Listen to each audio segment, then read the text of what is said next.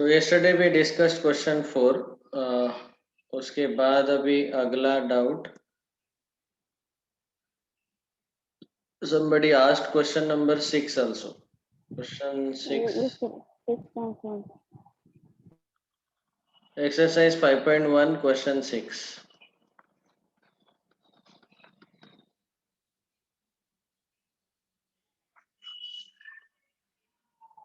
फिर से once again one more reminder. 23rd जुलाई क्या है? क्या करना है आपको? सारे अब तक जितना भी पढ़ाया उसके सारे नोट्स लिख के भेजने हैं। सिक्स्थ का प्रूफ हमें ये इसको भी प्रूव करना है। तो जैसे मैंने बोला था कल आपको कि किसी भी स्टेटमेंट का प्रूफ लिखते वक्त हमें ये चार चीजों का जरूरत रहता है। ऑफ कोर्स इसमें से कंस्ट्रक्शन ऑप्शनल है, कंस्ट्रक्शन का जरूरत पड़ सकता है, नहीं भी पड़ सकता। हम सबसे पहले लिखते हैं गिवन, क्वेश्चन में दिया हुआ क्या है, इफ के बाद वाला पार्ट, देन के बाद वाला पार्ट जो प्रूव करना रहता है तो वो लिखते हैं हम टू प्रूव में। कंस्ट्रक्शन इट डिपेंड्स, अगर प्रूव करने के लिए जरूरत है तो ड्रॉ करना पड़ सकता है कुछ। और बाद में प्रूफ के steps with reasons we write down. Okay, we write the statement and reason, statement and reason, statement and reason, like this.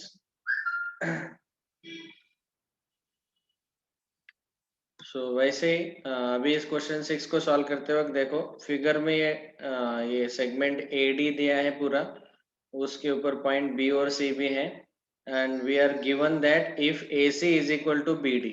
If के बाद वाला पार्ट लिखना है हमें गिवन में, ठीक है। तो सबसे पहले हमेशा डायग्राम ड्रॉ करो ऐसा एक साइड में। So this particular segment is a segment AD और उसके ऊपर पॉइंट BD दिए है, B और C दिए है बीच में, such that AC is equal to BD। Distance AC और डिस्टेंस BD दोनों इक्वल है।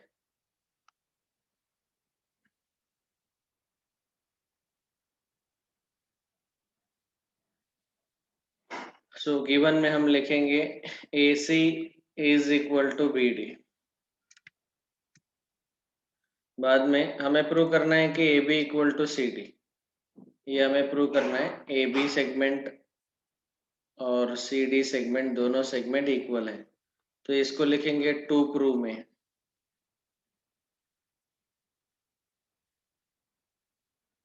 Proof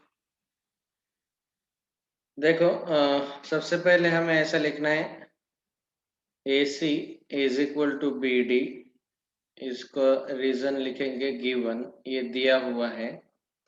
now from on both side we will subtract the same segment BC। BC same segment अगर हमने दोनों साइड सब्ट्रैक्ट किया तो उससे कोई फर्क नहीं पड़ता है। We can subtract the same number on both side. AC minus BC, तो AC में से BC सब्ट्रैक्ट किया तो मुझे मिलेगा AB एंड BD में से BC सब्ट्रैक्ट किया तो मुझे मिलेगा CD। दैट्स ऑल, यही तो चाहिए था हमें, हम लिखेंगे हेंस प्रूव्ड। ठीक है, दोनों साइड हमने BC सब्ट्रैक्ट किया तो यहाँ पे चाहे तो ऐसा लिख सकते हैं subtract BC from both sides. और इसका इस स्टेप का रीजन लिखते वक्त आप ऐसा भी बोल सकते हैं, हेंस प्रूव्ड लिखने से पहले सबसे आखिरी वाला जो स्टेप है वहाँ पे आपको ऐसा लिखना पड़ेगा कि ये जो है सब्ट्रैक्शन का आंसर AB क्यों आया। तो आप यहाँ पे ऐसा रीजन लिखो फ्रॉम फिगर। डायग्राम को देख के हमने बोल दिया कि इस AC में से BC सब्ट्रैक्ट किया तो AB मिलेगा और BD में से BC सब्ट्रैक्ट किया तो CD मिलेगा। Sir, that AC minus BC is equal to BD minus BC is given there. नहीं, ये हमने किया सब्ट्रैक्शन, तो प्रूफ में हमें खुद कैलकुलेशन करना रहता है, जो भी चीजें ये हमने खुद किया है। ओके, समझा सब लोगों को?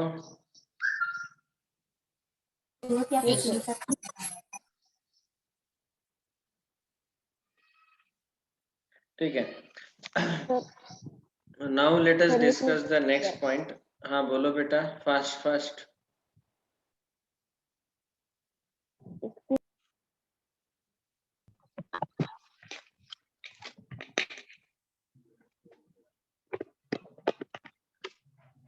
Everyone switch on the video. Videos on करो. अभी मैं रिमूव कर दूंगा जिसने ऑन नहीं किया. हाँ, so with this we complete exercise 5.1.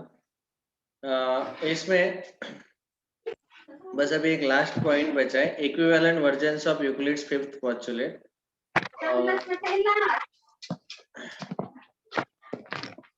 भाई मुलगी आहे का माहिती तुला हे गुण नव्हतं का मग ते इथंच बस माझ्या बाजूला एक स्टेशन येतो ना तिथं पण मी मदत किती बरं तेवढं उचलून काय का पुस्तक हा तेवढं उचलत एवढं. प्रथमेश गोरे, ऑडियो ऑफ करो.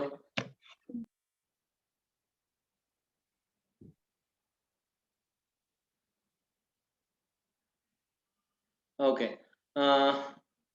now we want to discuss about the equivalent versions of Euclid's fifth postulate. Euclid का जो पांचवा पोस्टुलेट था थोड़ा सा डिफिकल्ट था समझने में. उसको हमने थोड़ा सिंपल बना के समझाने का ट्राई किया, बताने का ट्राई किया था. So what is that postulate number 5. अगर हमारे पास एक लाइन PQ है and it is falling on two lines AB and CD. वो जो PQ लाइन है वो गिर रहा है किसके ऊपर? ये दो स्ट्रेट लाइन ABCD के ऊपर ऐसा गिर रहा है ऊपर से. अभी गिरने के बाद यहाँ पे टोटल ये 4 एंगल और यहाँ पे पॉइंट P पे ये टोटल 4 एंगल और यहाँ टोटल 4 एंगल, ऐसे 8 एंगल बनेंगे. इसमें से इंटीरियर वाले ये पहला दूसरा और यहाँ पे तीसरा चौथा एंगल अगर हम लेते हैं, यहाँ पे नंबर दे रहा हूँ मैं, ये तीसरा एंगल और एंगल नंबर ये 4. अभी इसमें से अगर हमने इन दो एंगल का एडिशन लिया, एंगल 1+2 एंड एंगल 3+4, तो आपको श्योरली एंगल 1+2 जो है वो ये डायग्राम देख के भी बोल सकते हैं कि लेस देन 180 मिलेगा और एंगल 3+4 जो है वो ग्रेटर देन 180 मिलेगा. तो जिस साइड ये दोनों एंगल का एडिशन लेस देन 180 मिलता है उसी साइड ये जो दो लाइन है ABCD वो एक दूसरे को इंटरसेक्ट करते हैं. तो ये आगे जाके एक दूसरे को इसी साइड इंटरसेक्ट करेंगे जिस साइड ये दोनों जो एंगल्स है जिनका सम लेस देन 180 रहेगा. ओके, ग्रेटर देन 180 अगर सम है एंगल 3 एंगल 4 तो इस साइड ये दोनों स्ट्रेट लाइन कभी भी इंटरसेक्ट नहीं करेंगे. PQ लाइन के लेफ्ट में ही दोनों लाइन ABCD इंटरसेक्ट करेंगे. ये पांचवा पोस्टुलेट था. If you remember we had explained it like this thoroughly. So then in that case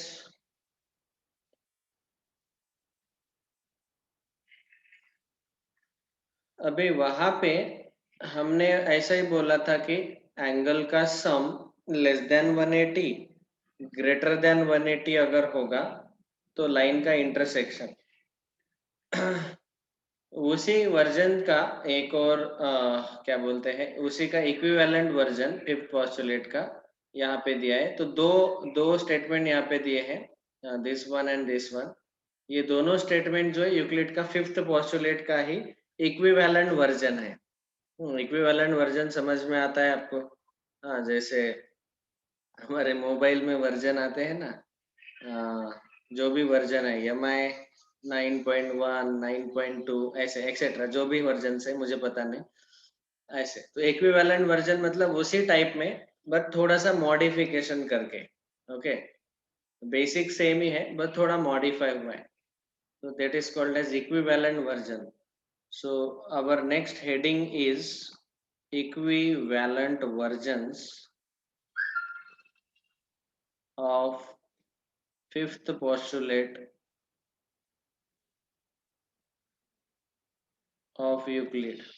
Euclid ने जो 5 पोस्टुलेट दिए, 5वां पोस्टुलेट जो है उसके इक्विवेलेंट वर्जन। नंबर 1, पहला वर्जन बहुत सिंपल है, इसका डायग्राम देखो। अगर समझो मेरे पास एक स्ट्रेट लाइन दिया है, say for example line L, and if I have a point outside of that line L, say point P, और इस point P से ऐसा एक लाइन ड्रॉ करना है जो कि लाइन L को पैरेलल है।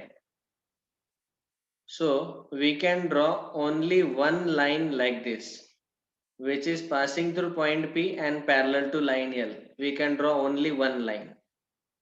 Okay, that is the first version.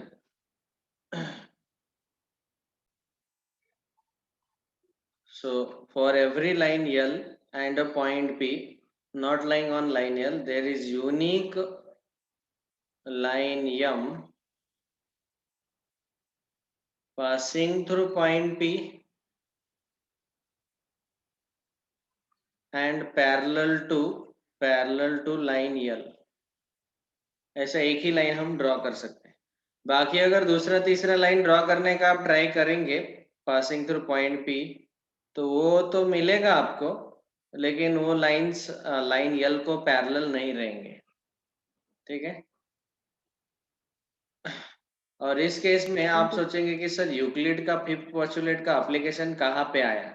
तो यूक्लिड का पोस्टुलेट हमारा था कि ये जो दो लाइंस एंगल का एडिशन जो है वो लेस देन 180 या ग्रेटर देन 180 आना चाहिए। तो यहाँ पे क्या हो रहा है कि ये दोनों लाइंस अगर पैरेलल है और अगर मैं यहाँ पे एक तीसरा लाइन लेता हूँ ऐसा जो दोनों लाइन के ऊपर फॉल हो रहा है, से PQ, तो यहाँ पे हमें ये जो दो इंटीरियर एंगल्स है या फिर ये दोनों इंटीरियर एंगल्स है, इनका एडिशन, एंगल्स का addition, angle 1 angle 2, angle 1 plus angle 2 we get 180 degree, and angle 3 angle 4, इन दोनों का एडिशन एग्जैक्टली 180 डिग्री मिलता है।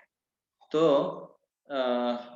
लेस देन 180 ग्रेटर देन 180 का केस खत्म होने के बाद यूक्लिड ने सोचा कि अरे इक्वल टू 180 के केस में क्या होगा फिर? तो उस केस में ये दोनों जो लाइंस है, लाइन L और M, वो इंटरसेक्टिंग नहीं रहते, वो दोनों लाइन पैरेलल बनते हैं। ठीक है, तो इसीलिए उसी में एक एक्स्ट्रा केस आया कि इक्वल टू 180 लिया हमने वो दोनों एंगल का एडिशन, दोनों interior angle, angle 1 angle 2 angle 3 angle 4। नहीं तो फिर हम क्या करते थे कि जिस साइड के एंगल का एडिशन लेस देन 180 आता है उस साइड वो दोनों लाइन इंटरसेक्ट करेंगे, ऐसा हमने बोला था। बट यहाँ पे तो इक्वल टू 180 आ रहा है, तो इक्वल टू 180 आता है तो मतलब वो दोनों लाइन स्ट्रेट फॉरवर्ड पैरेलल है। समझ में आया सबको? Yes sir. Write down please.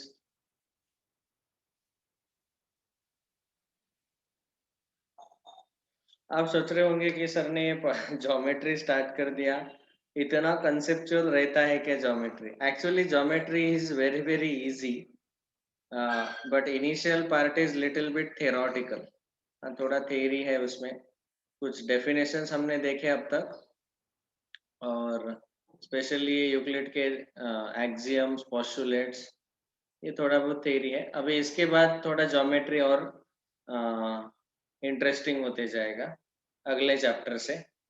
तो वहाँ पे बहुत सारे प्रॉपर्टीज, बहुत सारे थ्योरम्स हमें याद करने हैं।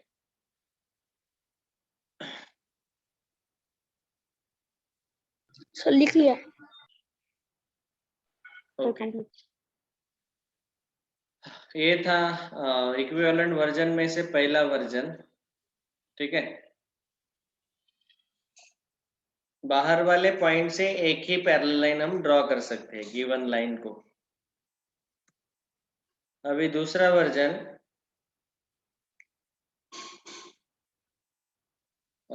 समझो एक लाइन है ऐसा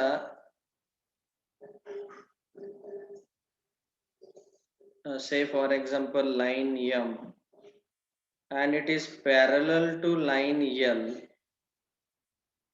और एक तीसरा लाइन लिया हमने लाइन N जो कि लाइन M को इंटरसेक्ट कर रहे हैं। ओके, तो अभी यहाँ पे क्या होगा, ये दोनों लाइन N और M जो है, these two lines are called as intersecting lines। दोनों कैसे है? Intersecting lines. जो से मैंने आपको बोला था linear equation in two variable में जब भी दो लाइन साथ में आते हैं तो या तो वो इंटरसेक्टिंग रहते हैं या दोनों लाइंस एक दूसरे को पैरेलल रहते हैं या फिर दोनों लाइन एक दूसरे के ऊपर एक कोइंसिडेंट रहते हैं। ओके, तो यहाँ पे हमने लिया है कि लाइन M और N इंटरसेक्टिंग लाइंस है। Both are intersecting lines, that means they are intersecting at one point, say point P। अभी यहाँ पे L और M दोनों तो पैरेलल है, ठीक है, लेकिन हम ऐसा नहीं बोल सकते कि ये जो तीसरा लाइन N है और ये पहला लाइन L है, L और N ये दोनों पैरेलल कभी नहीं हो सकते। ओके, तो इसीलिए ये दूसरा वर्जन उसने बताया कि two distinct intersecting lines can not be parallel to the same line. ये दो हमारे पास N और M, ये N लाइन M और लाइन N दो डिस्टिंक्ट मतलब अलग अलग, दो अलग अलग इंटरसेक्टिंग लाइंस है, वो दोनों एक ही लाइन को, सेम लाइन को पैरेलल नहीं हो सकते। ओके, दोनों के दोनों लाइन, दोनों इंटरसेक्टिंग लाइंस किसी एक लाइन को पैरेलल नहीं हो सकते। हाँ, उसमें से एक लाइन पैरेलल हो सकता है, but we are discussing that कि दोनों के दोनों लाइन N और M दोनों एक साथ कभी भी पैरेलल नहीं हो सकते लाइन L को। एक्चुअली इसी का ही दूसरा वर्जन है कि एक ही लाइन पैरेलल हो सकता है, ऐसे वही हम बोल रहे, थोड़ा लैंग्वेज चेंज हो गया। सो टू डिस्टिंक्ट, इसका स्टेटमेंट क्या है? टू डिस्टिंक्ट मतलब अलग अलग, जैसे टू डिस्टिंक्ट इंटरसेक्टिंग लाइंस, जैसे हमने डायग्राम में ड्रॉ किए कौन कौन से, M, N, ये दो lines two distinct, they are intersecting lines and they cannot be parallel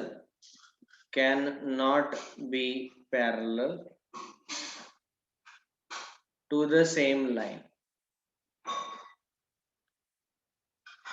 यहाँ पे ब्रैकेट में लिखता हूँ L, लाइन L को वो दोनों लाइन पैरेलल नहीं हो सकते। ओके, हाँ, उसमें से एक लाइन पैरेलल हम ले सकते हैं लेकिन दोनों एक साथ पैरेलल नहीं हो सकते, ऐसा याद रखना है। लिख लो, this is the second version of fifth postulate of Euclid.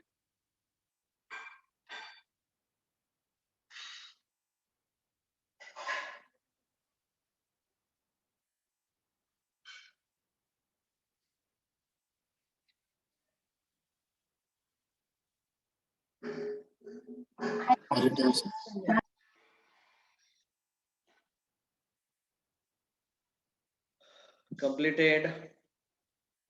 कितनी बार बोलना पड़ता है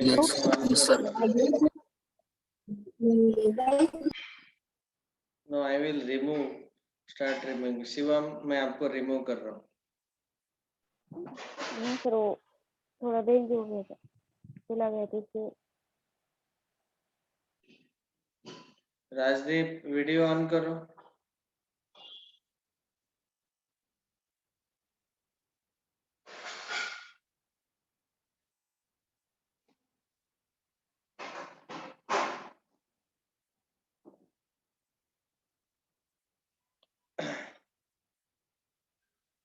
नेक्स्ट, ये इक्विवेलेंट वर्जन्स है यूक्लिड के फिफ्थ पोस्टुलेट के। इसके बाद यहाँ पे ऐसा एक पैराग्राफ लिखा हुआ है कि यूक्लिड ने जो भी ज्योमेट्री में पोस्टुलेट बताए थे उसमें से जो पांचवा पोस्टुलेट है उसका प्रूफ देने में लोग असफल रहे, लेकिन उसका प्रूफ देने के चक्कर में एक नए ज्योमेट्री के कंसेप्ट सामने आ गए और ऐसे ऐसे कंसेप्ट सामने आ गए जिसको बोला जाता है स्फेरिकल ज्योमेट्री, जिसकी वजह से आज का ज्योमेट्री हम पढ़ रहे हैं। मतलब कभी कभी ऐसा होता है, और ये मेरे साथ पर्सनली भी हुआ है, और मैंने बाकी के लोगों का भी एक्सपीरियंस सुना है। तो जब से मैं आईआईटी को पढ़ाने लगा हूँ, आईआईटी के स्टूडेंट्स को जब से पढ़ाने लगा हूँ, तो I started teaching to IIT batch in 2015। 2015 में मैंने स्टार्ट किया था। तो उस वक्त ऐसे ऐसे क्वेश्चंस रहते थे, कभी कभी एक क्वेश्चन को आधा घंटा लग जाता था, तो मैं डिस्करेज हो जाता था। I myself even being teacher, मुझे खुद आधा घंटा लगता था एक क्वेश्चन सॉल्व करने का। और कभी कभी एक आध दूसरा क्वेश्चन ऐसा था कि लॉजिकली सॉल्व हो जाता था बिल्कुल, 20 सेकंड, हाफ मिनट, या फिर मैक्सिमम कैलकुलेशन करके 1 या 2 मिनट में हो जाता था। फिर मैंने, मेरे जो ट्रेनर थे आईआईटी टीचिंग करने के लिए, मैथ्स को पढ़ाने वाले जो ट्रेनर थे, उनको मैंने पूछा था कि सर ऐसे क्यों होता है, ये आधा घंटा जो है इसमें बहुत ही दिमाग मैंने लगाया लेकिन आंसर ही नहीं आया। तो उन्होंने बोला, ट्रेनर ने, कि सर आपको आंसर नहीं मिला होगा, लेकिन आपका जो थॉट प्रोसेस है उसी प्रॉब्लम के बारे में आपने 100 तरीके से सोच लिया अभी। तो क्या हुआ, आपका थॉट प्रोसेस इतना डेवलप हुआ कि अभी आप उस टाइप का अगर प्रॉब्लम आएगा तो उसको अलग अलग तरीके से सॉल्व करने के 100 अलग अलग मेथड आपने ढूंढ निकाले हैं। वैसे ही इनके साथ हुआ, मैथमेटिशियन लोगों के साथ। यहाँ पे देखो, ये बहुत ही अच्छा स्टेटमेंट है, पढ़ा देखो। however all the attempts to prove the fifth postulate as a theorem have failed। सारे अटेम्प्ट फेल हो गए पांचवा पोस्टुलेट प्रूव करने के, but these efforts have led to a great achievement, the creation of several other geometries, and these geometries are quite different from Euclidean geometry, and they are called as non-Euclidean geometries। उसको बाद में नाम दिया गया spherical geometry। तो ऐसा होता है, and this will happen with you also whenever you solve high level questions। वैसे कभी कभी होता है, लेकिन उस वक्त आपको डिस्करेज नहीं होना है। यू शुड फील एनकरेज कि हाँ मुझे टाइम लग रहा है, तो इसका मतलब मैं अलग अलग रास्ते ढूंढ लूंगा। और उससे क्या होता है, हमारा थॉट प्रोसेस में बहुत क्लैरिटी आता है। We get a very nice clarity in the thought process. Okay, बाद में अभी हम डिस्कस करेंगे एक्सरसाइज 5.2।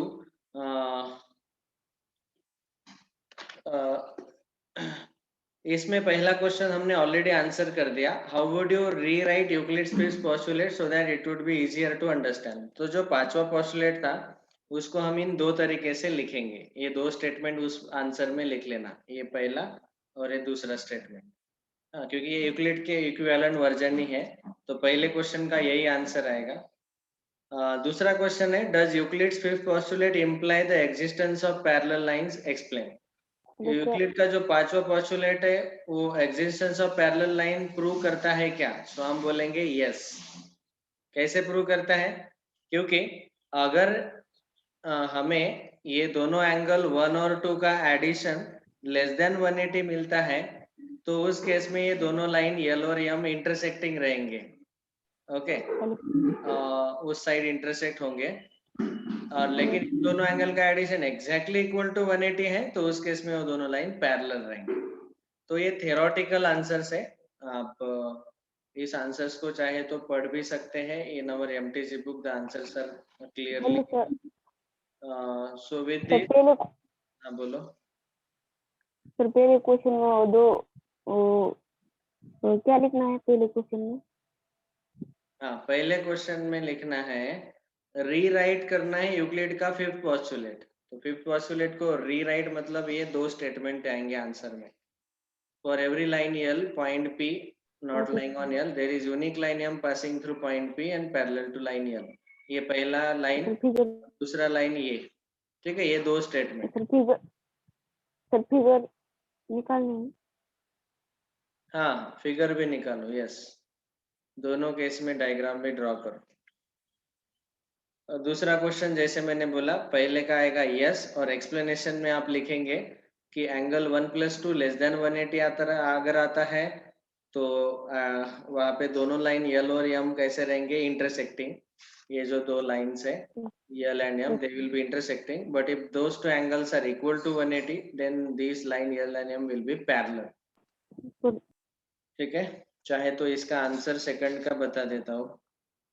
Exercise 5.2 question 2. इसका आंसर लिखते वक्त हम लिखेंगे सबसे पहले तो यस. क्या बोला हमने? यस कि Euclid's fifth postulate imply the existence of parallel line. Euclid का फिफ्थ पोस्टुलेट इम्प्लाई मतलब किसकी ओर डायरेक्ट करता है? वो डायरेक्ट कर रहा है कि yes parallel lines are existing, parallel lines है. यस. और फिर एक्सप्लेन करते वक्त हम बोलेंगे कि यूक्लिड के फिफ्थ पोस्टुलेट में ऐसा बोला गया कि ये जो दो लाइंस है, से लाइन यल एंड यम, इसके ऊपर एक तीसरा स्ट्रेट लाइन समझो एन फॉल हुआ और एंगल 1 और एंगल 2 हमने लिया, तो यहाँ पे angle 1 plus angle 2 less than 180 आएगा. लेकिन अगर ये दोनों लाइन यल और यम पैरेलल है तो उस केस में ये जो तीसरा लाइन एन है, इसकी वजह से ये जो एंगल 1 2 और 2 बनेंगे, इनका सम एग्जैक्टली इक्वल टू 180 आएगा. ओके. सो इसीलिए हम बोल सकते हैं कि यूक्लिड का जो पोस्टुलेट है वो बताता है इंटरसेक्टिंग लाइंस के बारे में, वो कौन से साइड इंटरसेक्ट होते हैं. लेकिन वहां से हम बोल सकते हैं कि पैरेलल लाइन कैसे मिलते हैं, जहाँ पे एंगल 1 और 2 दोनों का सम 180 रहेगा, लाइक दैट. तो एक्सप्लेनेशन 2-3 लाइन में आप अच्छे से अपनी लैंग्वेज में लिख लेना. इस केस में हम लिखेंगे these two lines will be intersecting line L and M, and in this case we will say that line L will be parallel to M. Okay. With this we complete this chapter 5, Euclid's geometry, introduction to Euclid's geometry. इस chapter में जो भी हम पढ़े हैं, इससे आपका जो डिटेल अंडरस्टैंडिंग है ज्योमेट्री का वो क्लियर हुआ होगा. Now the next chapter which from where we will actually start our journey of our geometry, that is lines and angles. यहाँ से अभी एक्चुअल ज्योमेट्री हम स्टार्ट कर रहे हैं. Euclid geometry was a theoretical chapter that could be considered as an introduction of the geometry.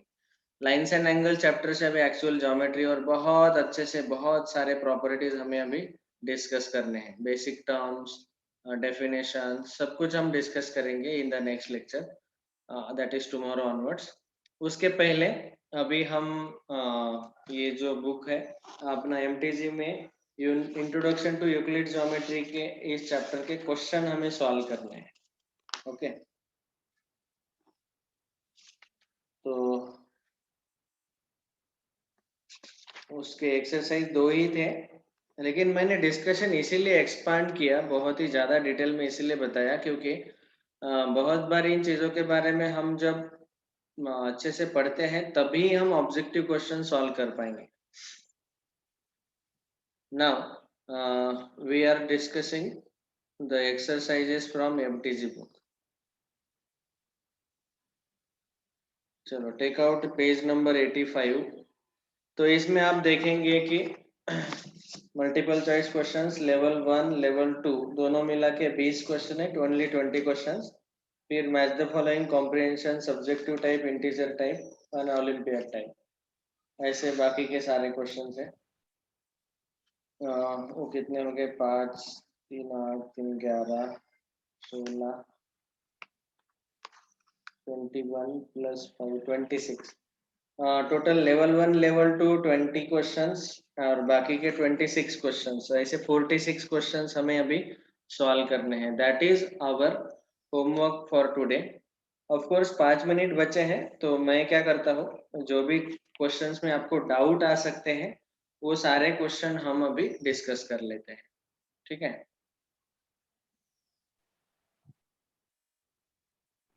6 नहीं आने वाला? नहीं 6 नहीं आने वाला, क्योंकि ये 5वां ही एमटीजी का. अभी देखो ना, आज का ही वेडनेसडे है, हमारा क्लास है थर्सडे फ्राइडे, 2 दिन तो इसको ही सॉल्व करने को जाएंगे। तो 6th चैप्टर हमारा स्टार्ट होगा, लेकिन वो हम टेस्ट में नहीं डालेंगे, उसके सारे क्वेश्चन हम अगली टेस्ट से डालेंगे। ओके ठीक है, 5 तीसरा चौथा पांचवा ये 3 चैप्टर अच्छे से प्रिपेयर करके रखो।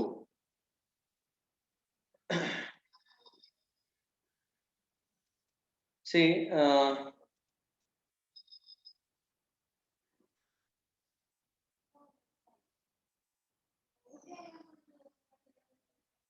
डायरेक्टली अभी आप चाहे तो क्वेश्चन पढ़ेंगे तो तुरंत समझ में आएगा। क्वेश्चन 1 देखो, according to Euclid's definition the ends of lines are points.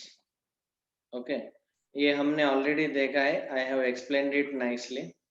किसी भी लाइन कभी वो एंड नहीं होता वैसे देखा जाए तो, लेकिन समझो वो जाके इन्फिनिटी में एंड हो रहा है, और यहाँ पे भी इस साइड इन्फिनिटी पे एंड हो रहा है, तो एंड होगा तो उसका एंड एक पॉइंट ही रहेगा ना, इन्फिनिटी में जाके उसके दोनों एंड जो है वो पॉइंट रहते हैं, क्योंकि वो लाइन किससे बना रहता है, पॉइंट से।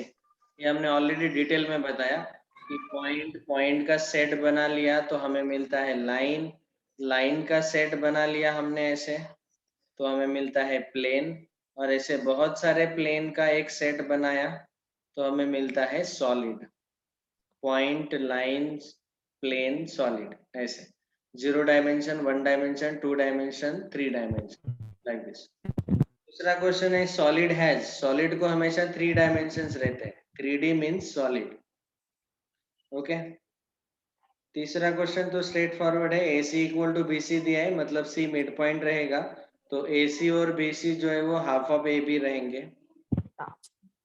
चौथा, 2 distinct intersecting lines M can not, दोनों इंटरसेक्टिंग लाइन्स हैं, तो 2 लाइन जब एक दूसरे को इंटरसेक्ट करते हैं so they should meet each other at 1 common point. But यहाँ हमें बोला गया कि कैन नॉट बोला गया, तो can not have any point in common, 1 point in common, 2 points in common, none of this.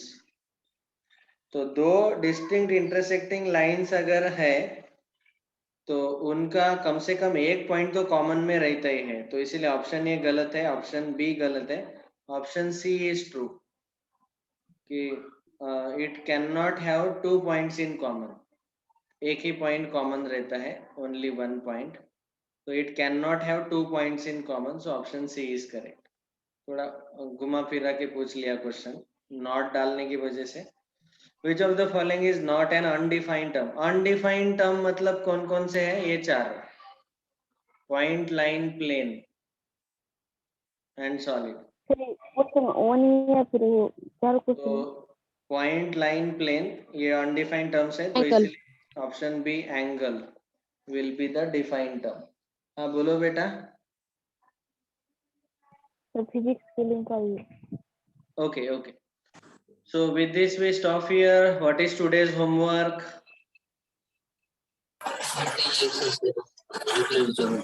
MTG exercise, everything, all the 46 questions from MTG book of chapter Introduction to Euclid Geometry. चलो, thank you all, bye, see you. कल हम doubt discuss करेंगे, कल तक complete करना है सबको। अगर किसी ने कंप्लीट नहीं किया तो मैं क्लास से रिमूव कर दूंगा। I am serious.